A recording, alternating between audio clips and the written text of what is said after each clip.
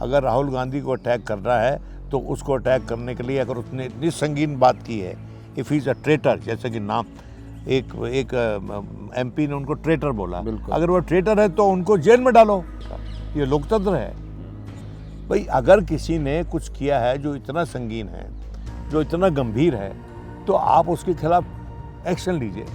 अडानी के चुंगल से और अडानी की जो उसके कारनामे हैं, उन पे जो आप पे आक्षेप लगता है, सरकार पे स्वयं पे आक्षेप लगते हैं, उन कारनामों के ज़रिए उससे निजात पाना चाहती है।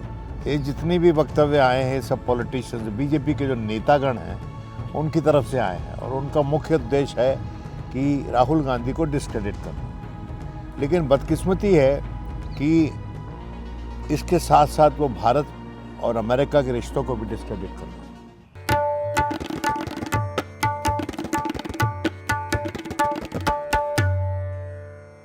मैं हूं सौरभ शुक्ला और हमारे साथ हिंदुस्तान टाइम्स के पॉलिटिकल एडिटर और वरिष्ठ पत्रकार विनोद शर्मा मौजूद हैं। अभी हाल ही में एक प्रेस कॉन्फ्रेंस करी बीजेपी ने और बहुत स्ट्रॉन्ग एक्विजिशंस लगाए, उन्होंने आरोप लगाए यूएस स्टेट डिपार्टमेंट और मीडिया आउटलेट्स पर जो यूएस में हैं कि वो बहुत ऑर्गेनाइज तरीके से इंडिया को अटैक करने की कोशिश कर रहे हैं। उन्होंने जॉर्ज सोरोस का भी नाम लिया। उन्होंने कहा कि राहुल गांधी के साथ मिलकर के यूएस डिपार्टमेंट और विभिन्न मीडिया आउटलेट टारगेट कर रहे हैं, इंडिया को बदनाम कर रहे हैं। आपका क्या कहना है? देखिए, मैं अभी तक मैंने कोई वक्तव्य हमारी एक्सटर्नल अफेयर्स मिनिस्ट्री का नहीं सुना है इसके बाद। ये जितनी भी वक्तव्य आए हैं सब पॉलिटिशियंस, बीजेपी के जो नेतागण हैं उनकी तरफ से आए हैं, और उनका मुख्य उद्देश्य है कि राहुल गांधी को डिस्क्रेडिट करना। लेकिन बदकिस्मती है कि इसके साथ साथ वो भारत और अमेरिका के रिश्तों को भी डिस्क्रेडिट कर रहे हैं, जो इतनी मुश्किल से एक मरहले तक पहुँचे हैं, और जो मैं समझता हूँ जिन पे अब फल लगने वाले थे, उन रिश्तों को नुकसान पहुँचा रहे हैं। मैं इंतज़ार कर रहा हूँ कि हमारा विदेश मंत्रालय इस सब कंट्रोवर्सी के बारे में क्या कहता है। वो अभी तक उसने कुछ बोला नहीं है। पर बीजेपी ने जिस तरीके से प्रेस कॉन्फ्रेंस करके कहा है कि कांग्रेस पार्टी है वो आर्टिकल यूज़ कर रही है जो कि OCCRP, organize crime and corruption reporting project द्वारा किए गए और सिंगुलरली अडानी ग्रुप को टारगेट कर रहे हैं, तो एक ऑर्गेनाइज तरीके से किया जा रहा है। यूएस का डीप स्टेट इसमें इन्वॉल्व है। ये क्या अडानी ग्रुप भारत देश है कि उस पर अगर प्रश्न उठाए जाएं, उसका क्रिटिसिज्म किया जाए, उसकी व्यवसाय करने की जो कुरीतियां हैं उनको पर्दाफाश किया जाए उनका, तो क्या वो भारत के खिलाफ साजिश होती है? इस बात का स्पष्टीकरण सरकार को देना चाहिए।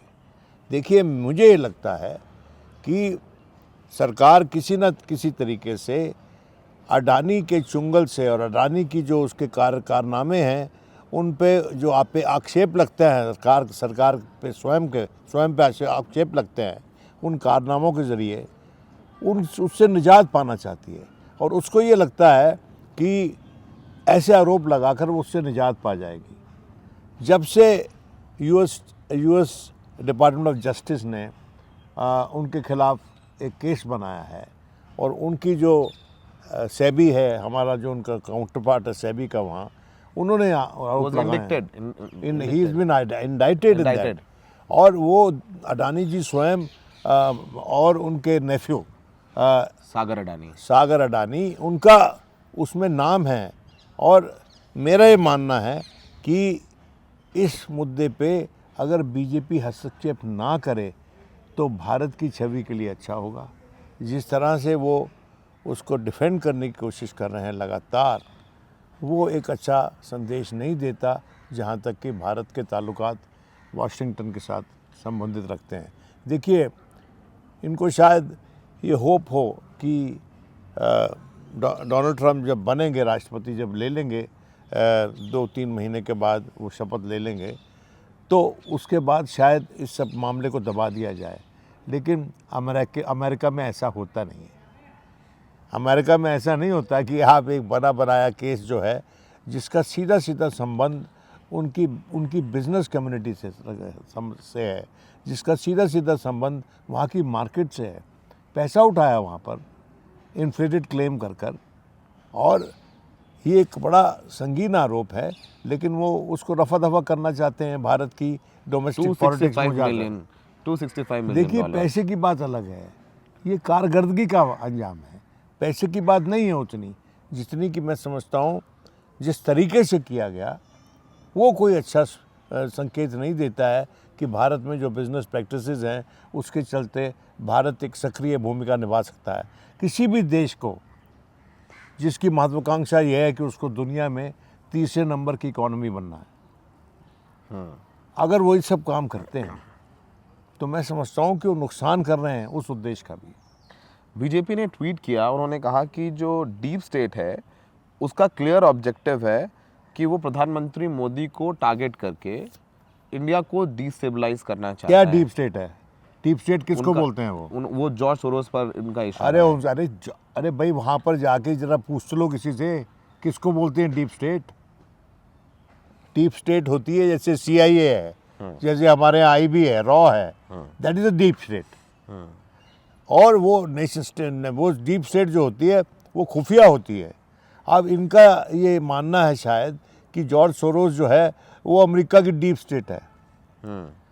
हो सकता है बहुत से ऐसे उनके जो फ्रंट्स हैं जिनके बारे में इनको अंदाज़ा ही ना हो और वो अभी भी सक्रिय हैं भारत में। देखिए, ये सब कहना, मैं समझता हूँ जो लोग कह रहे हैं उनको पूरी तरह से जानकारी नहीं है इंटरनेशनल सिस्टम की। डीप स्टेट का मतलब ये है कि जो खुफिया संस्थाएं हैं जो प्रोटेक्शन देती हैं स्टेट को, और उस प्रोटेक्शन देने के चलते किसी जो व्यक्ति उसके आड़े आ रहा है उसकी छवि ख़राब कर देती हैं, उसको डिकन्स्ट्रक्ट कर देती हैं, उसके खिलाफ पेशरफ्त कर देती हैं, कुछ कारकर्दगी के आरोप लगा देती हैं। क्या इनका ये कहना है कि जो अडानी जी पे आप आरोप लगे वो गलत है, सही नहीं है? ये बताएं ना पहले। जब वो इंडाइटमेंट का जब ऑर्डर आया, रिसीव हुआ, तो उस समय भी बीजेपी ने प्रेस कॉन्फ्रेंस करी। पहले राहुल गांधी ने प्रेस कॉन्फ्रेंस करी, उन्होंने कहा कि अडानी को बचाने की कोशिश कर रहे हैं और उनको अडानी को जेल भेजना चाहिए। बीजेपी ने कहा कि अडानी तो नाम है पर देश के खिलाफ साजिश है ये। अब देखिए ना, आप अंदाज़ा कीजिए, OCCRP की फंडिंग जो है 50% वो US स्टेट डिपार्टमेंट करता है। देखिए, ऐसा है कि US स्टेट डिपार्टमेंट तो बहुत से फ्रंट्स की फंडिंग करता है। भारत में भी आजकल बहुत से ऐसे NGO है जिसकी फंडिंग हमारी सरकार करती है। बिल्कुल, ये सरकारें करती हैं राष्ट्रीय इंटरेस्ट को सुरक्षा देने के लिए। ये these are things which are done by every country. लेकिन इसको इस हद तक ले जाना और मजबूर कर देना अमेरिका को इस कमेंट देने पे कि इट इज़ डिसअपॉइंटिंग, जो इन्होंने कहा है वो डिसअपॉइंटिंग है। अब इसमें हस्तक्षेप तुरंत विदेश मंत्रालय का होना चाहिए, और विदेश मंत्री तो हमारे बांग्लादेश गए हुए हैं, तो वहाँ से लौटेंगे तो हम अपेक्षा करते हैं कि इस पर तफसील से बात करेंगे। देखिए, जो हमारे विदेश मंत्री हैं वो अमेरिकाज डेस्क हैंडल किया करते थे। He is an expert on Indo US on experiments, Jaishankar. और वो जब आके बोलेंगे तो हम मानेंगे कि ये सरकार की पोजीशन है। आज के दिन जो बीजेपी के नेतागण कह रहे हैं, और वो स्पोक्समैन टाइप लोग हैं जो कह रहे हैं, जी, JP नड्डा ने कुछ कहा क्या? नहीं, सिर्फ पर ऑफिशियली बीजेपी कह रही है, ऑफिशियल कैपेसिटी में कह रही है। वो स्पेशल कैपेसिटी में कह रहे हैं। इतना संगीन आरोप लगा रहे हो तो अपने प्रेसिडेंट से कहलवाओ। अभी एक मेंबर ऑफ पार्लियामेंट से आप कहलवा रहे हो, दूसरे मेंबर ऑफ पार्लियामेंट से कह रहे हो। ये दोनों मेंबर ऑफ पार्लियामेंट हैं, इनका आज तक जो इनका जो जॉब प्रोफाइल रहा है वो ये रहा है कि विपक्ष पे अटैक करो।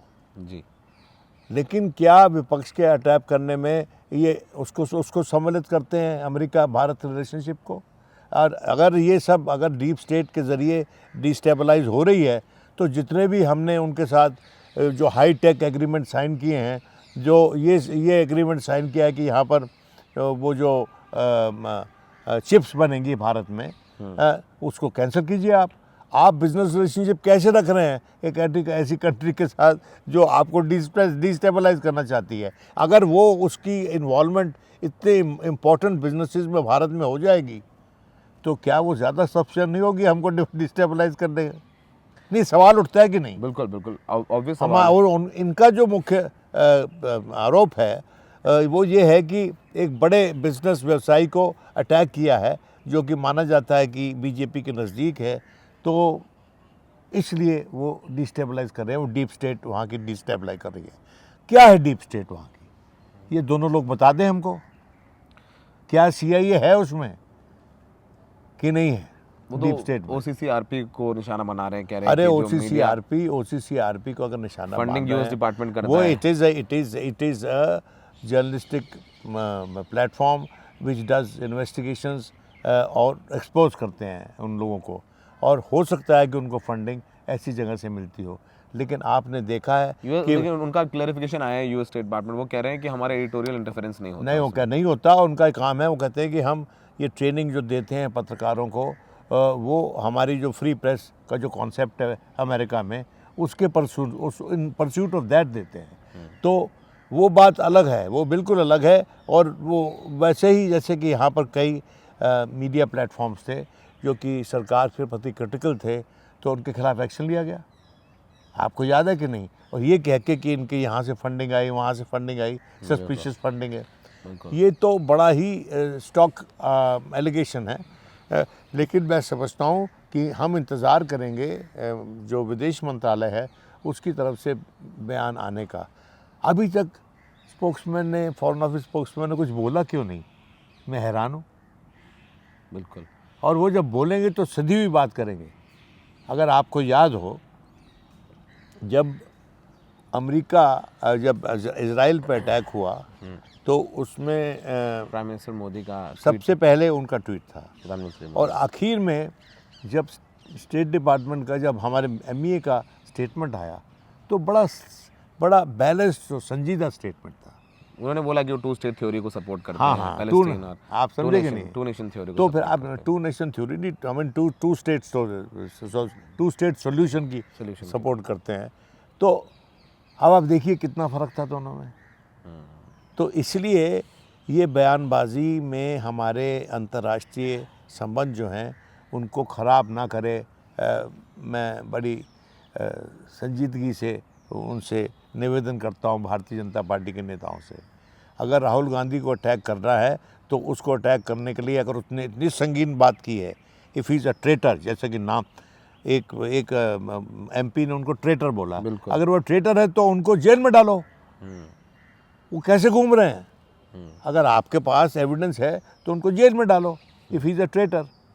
ऐसे बात कह के निकल जाना, वो भी नेता विपक्ष के खिलाफ, ये तरीका क्या पार्लियामेंट चलाने का? ये लोकतंत्र है भाई। अगर किसी ने कुछ किया है जो इतना संगीन है, जो इतना गंभीर है, तो आप उसके खिलाफ एक्शन लीजिए। आप सक्रिय हो जाइए और अपनी जो सुरक्षा एजेंसीज हैं उनसे कहिए कि केस बनाया जाए और इनके खिलाफ एक्शन हो और कोर्ट ऑफ लॉ में तक मुकदमा दायर हो। लेकिन ऐसा तो कुछ नहीं हुआ इस मुद्दे पर। और एक और भी बात साथ साथ चल रही है कि इसकी जो सिटीजनशिप है वो ब्रिटेन की है।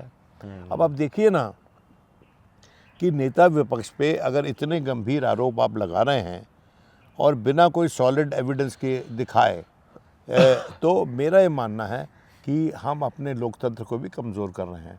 क्योंकि अगर आज की सरकार कल का विपक्ष है तो आज का विपक्ष कल की सरकार है।